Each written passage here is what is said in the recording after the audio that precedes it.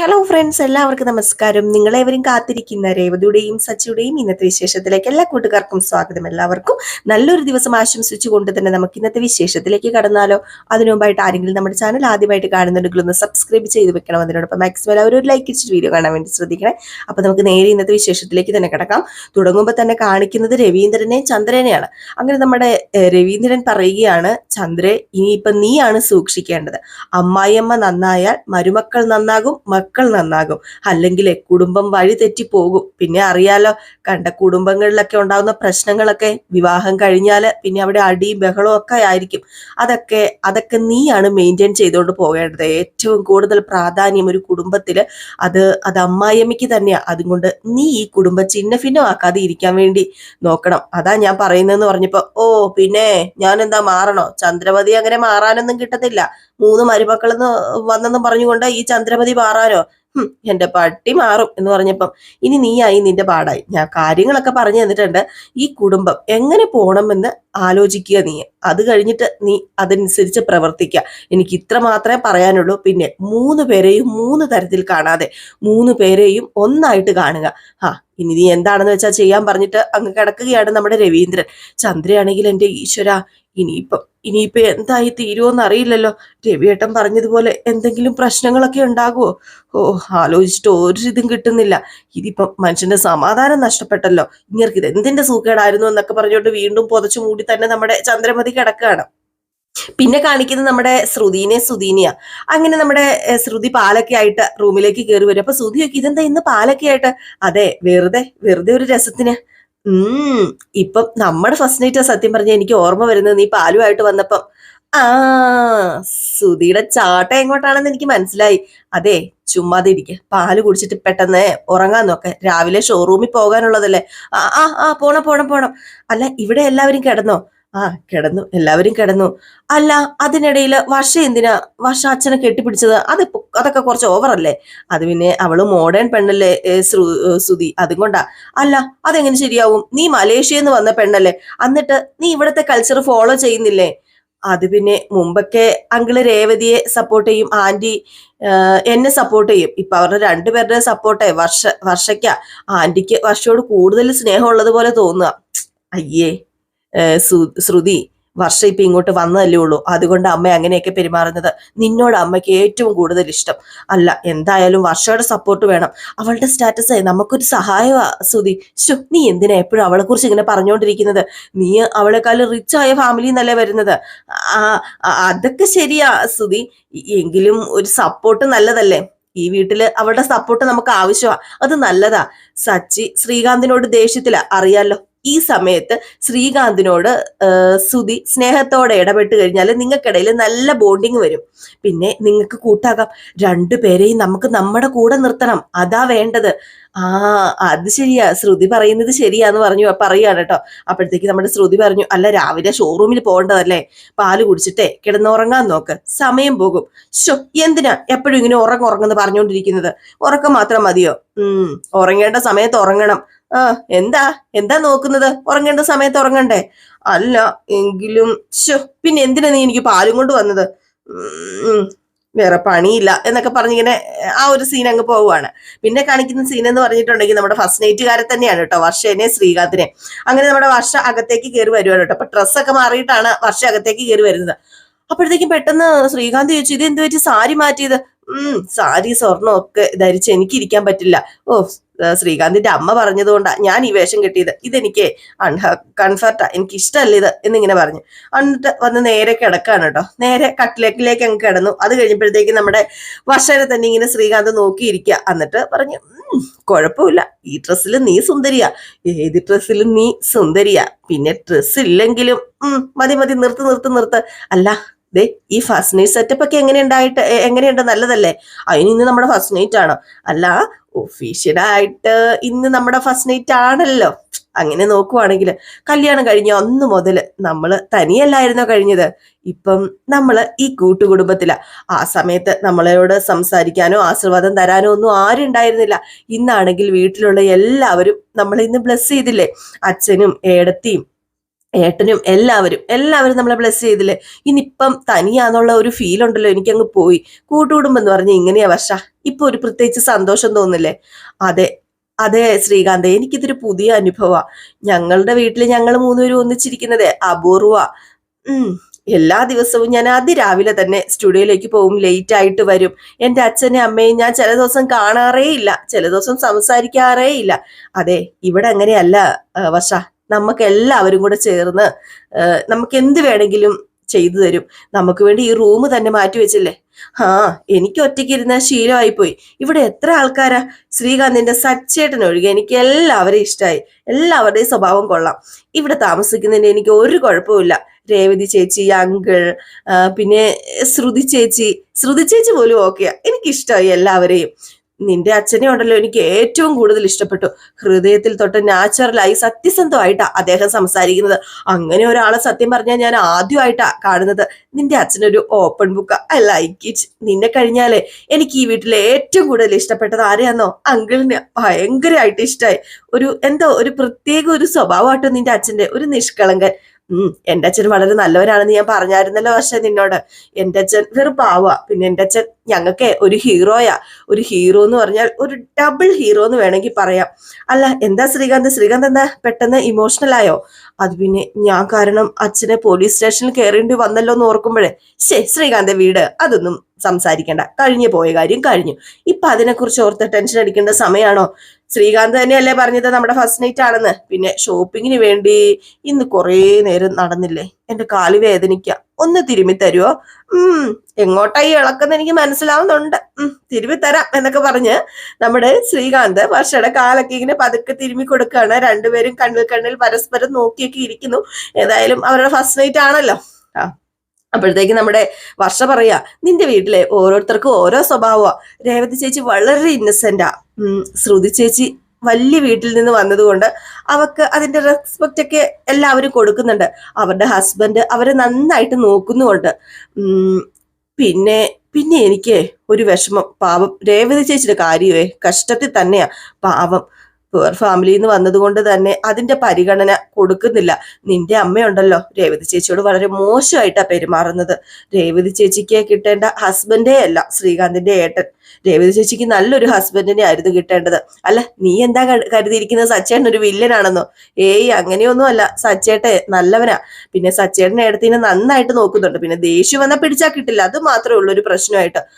നിനക്ക് അദ്ദേഹം നല്ലവരായിരിക്കും, പക്ഷെ എനിക്ക് അദ്ദേഹം വില്ലൻ തന്നെയാ. എന്റെ ജീവിതത്തിലെ ഒരു വില്ലൻ, അങ്ങനെ എനിക്ക് തോന്നുന്നത്. പാവ രേവതി ചേച്ചി നിന്റെ ഏട്ടനൊപ്പം എങ്ങനെ അവര് കഴിയുന്നത്? എനിക്കതാ മനസ്സിലാകാത്തത്. ചേച്ചിയുടെ ലൈഫില് പുതിയൊരു വഴി കാണണം. ഞാനത് കാണും. അല്ല എന്ത് വഴിയുടെ കാര്യം നീ പറയുന്നത്? അത് നടക്കുമ്പം ശ്രീകാന്തെ നീ അറിഞ്ഞാ മതി. അതെ, നീ സച്ചേട്ടനെ കുറിച്ച് കൂടുതൽ ആലോചിക്കുകയൊന്നും വേണ്ട. നീ സച്ചേട്ടന്റെ വഴിയെ പോകാതിരുന്നാ മതി. ഞാനെന്തിനാ അയാളുടെ വഴി പോകേണ്ടത്? അയാളെ എന്നെ ഇറിറ്റേറ്റ് ചെയ്തിട്ടുണ്ടെങ്കിൽ ഞാൻ വെറുതെ ഇരിക്കില്ല. മതി. ഇനി സംസാരിച്ചിരുന്നാലേ ഈ മുറി അലങ്കരിച്ചതൊക്കെ വെറുതെ ആയി പോവും. ഫസ്റ്റ് നൈറ്റ് അല്ലേ? പിന്നെ എന്താ ശ്രീകാന്ത് ചെയ്യണ്ടേ? അല്ല ഇന്ന് ഫസ്റ്റ് നൈറ്റ് അല്ലേ, എന്താ ചെയ്യേണ്ടതെന്ന് നിനക്കറിയില്ലേ? ദേ വർഷേ നീ കളിക്കാതെന്ന് പറഞ്ഞു.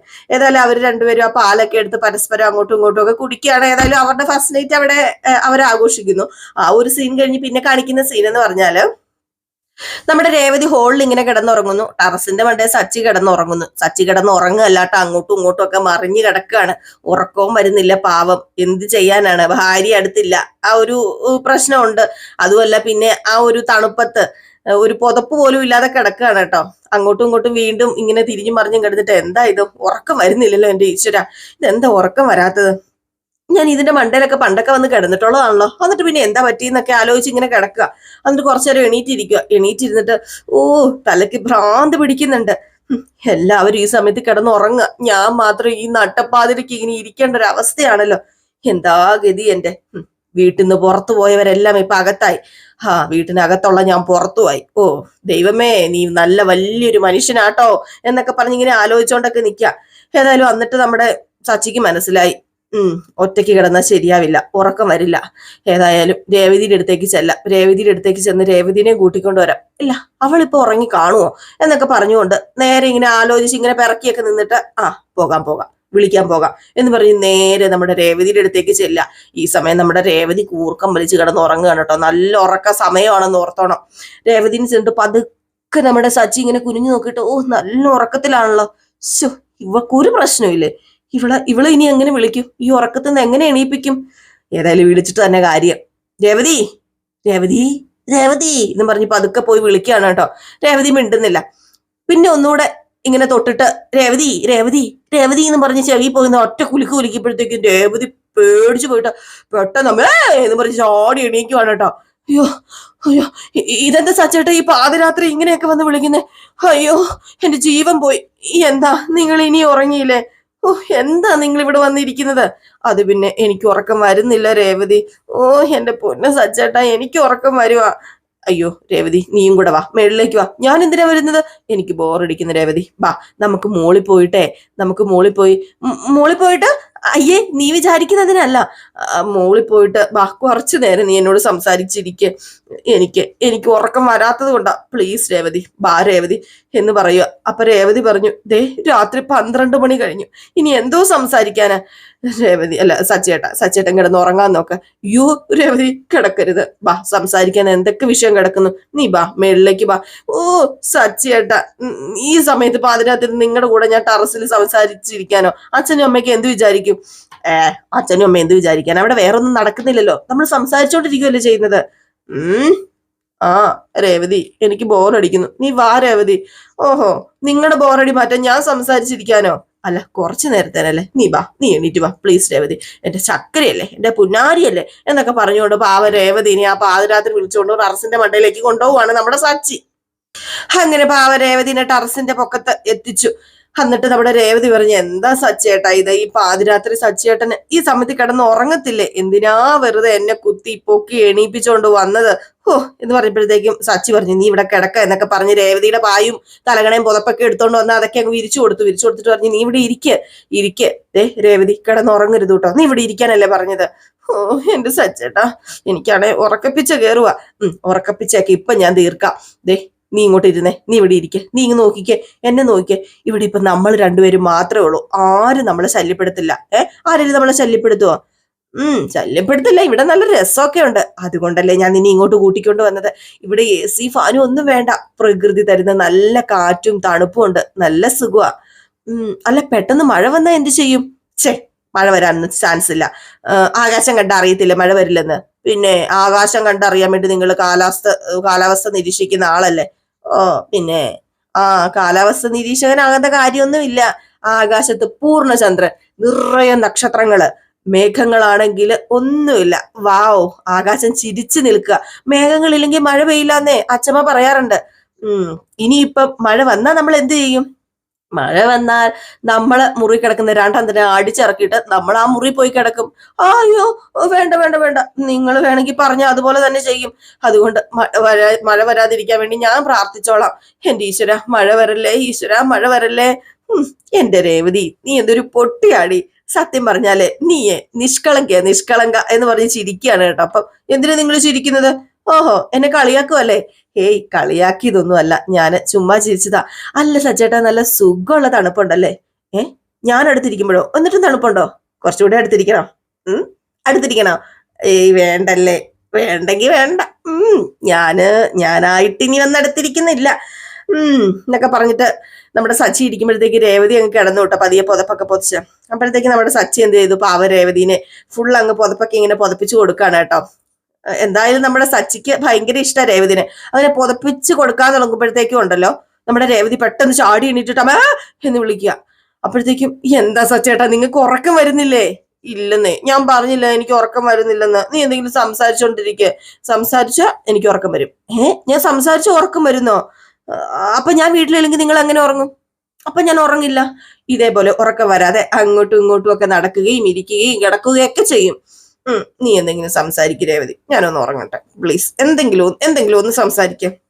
അതെ, രാവിലെ മുതലേ ഞാൻ വീട്ടിലെ ജോലികളൊക്കെ ചെയ്യാം, എന്റെ കൈയും കാലും ഒക്കെ വേദനിക്കുക, നല്ല ക്ഷീണമുണ്ട്. സംസാരിക്കാനുള്ള മൂഡിലല്ല സച്ചേട്ടാ ഞാന്. അല്ല എന്തിനാ എല്ലാ ജോലി നീ എടുത്ത് ചെയ്യുന്നത്? ഇവിടെ ജോലി ചെയ്യാൻ വേറെ ആൾക്കാരും ഉണ്ടല്ലോ. അല്ല ആളുകളൊക്കെ ഇഷ്ടം പോലെ ഉണ്ട്, പക്ഷെ അവരൊക്കെ ഒരു ജോലിയേ ചെയ്യുള്ളൂ, തിന്നൽ. വീട്ടുജോലി ഒന്നും ചെയ്യില്ല. വീട്ടുജോലിയൊക്കെ ഈ രേവതി തന്നെ ചെയ്യേണ്ടി വരും. അത് കുറ്റമായിട്ടൊന്നും അല്ല ഞാൻ പറഞ്ഞത്.